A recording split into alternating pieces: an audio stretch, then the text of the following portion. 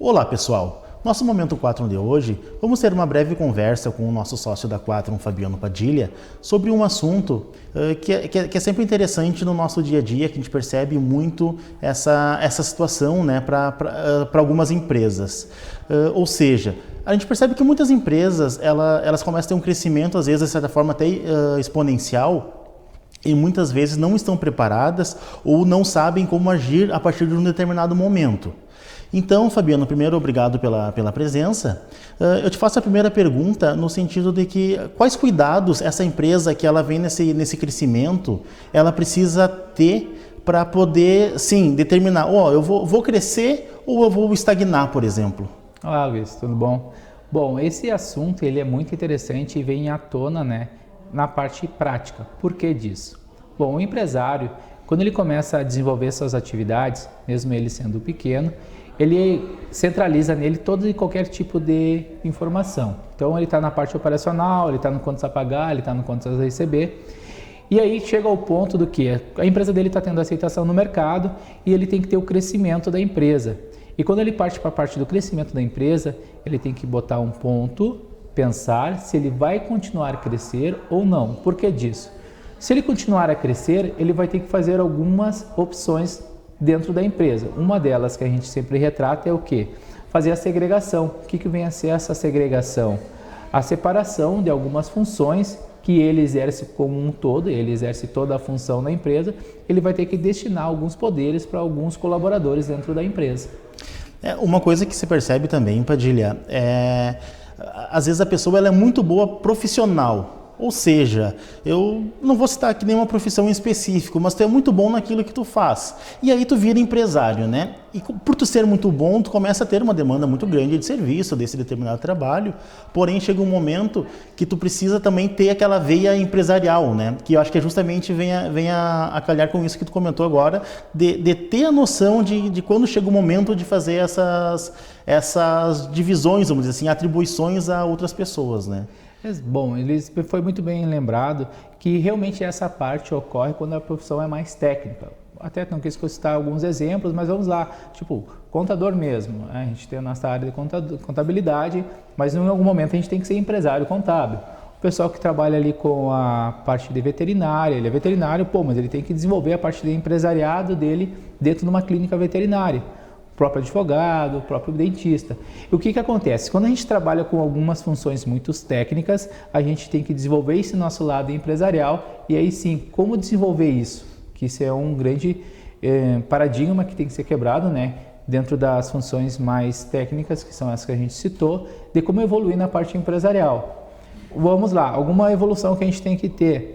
Bom, parar de ser técnico e operacional e pensar no produto da empresa. No negócio em si, né? No negócio da empresa, o produto da empresa. Bom, eu quero expandir o meu negócio, eu quero expandir os meus serviços que eu estou prestando. Como que eu vou fazer isso?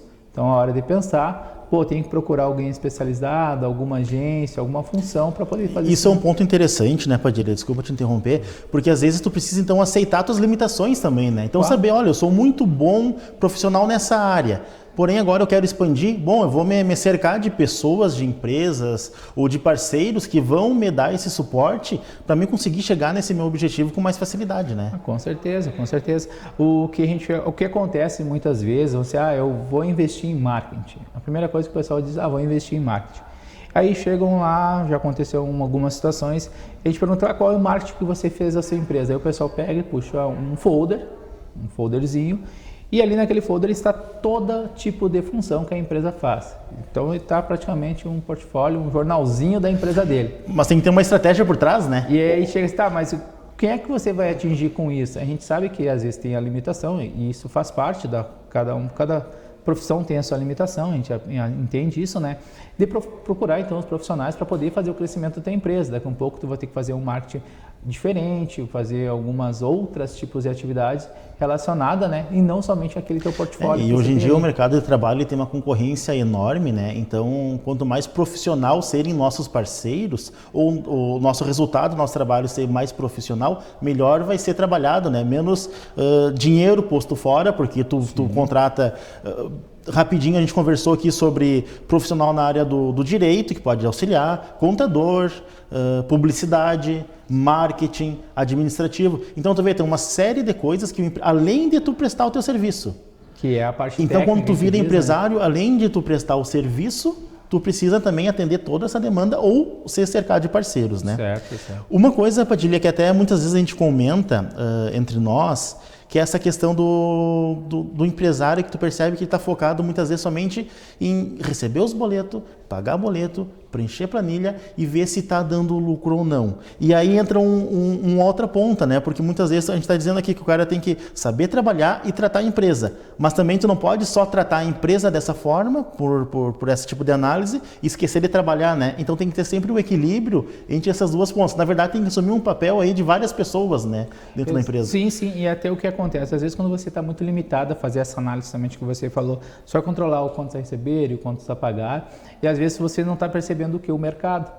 Às vezes aquele produto que você está oferecendo, ele já está um pouco ultrapassado, ou você vai ter que fazer uma readaptação, e quando for fazer essa readaptação, opa, o que está acontecendo? O que aconteceu com a minha empresa que eu não consegui continuar no mercado de trabalho e aí continuei somente tendo custos, não tendo uma receita tão desejada, né?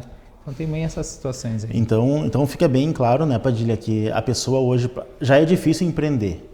Quando tu vira empresário, tu já absorve um horrores, vamos dizer assim, posso dizer que é um horror, na verdade, de custos, de passivo, trabalhista. Então, o encargo já é muito grande para te empreender. Então, tu tem que saber correr certo, vamos dizer assim, tem que saber onde ir, onde buscar e trabalhar com ações que realmente vão ser eficazes, né? Eficazes e efetivas, né? Então eu preciso resolver isso, se tu não sabe, assume, procura um profissional, vai, resolve e tu vai indo para a próxima etapa, senão tu começa a correr em círculo e tu começa a fugir até da tua proposta, porque muitas vezes a empresa tem problema até de identidade, que já não sabe mais qual é a proposta dela, o propósito da empresa. Qual é a proposta? E aí chega num dos princípios que a gente fala, né? A empresa vai ter que ter a sua missão, os seus valores, né, para poder correr atrás do seu objetivo. Seria exatamente por aí. E muitas vezes esses princípios que seriam que ser lá no começo, a pessoa só se dá conta, muitas vezes lá no futuro, até talvez numa divergência já com os sócios, e aí tu pensa, a gente está aqui para quê?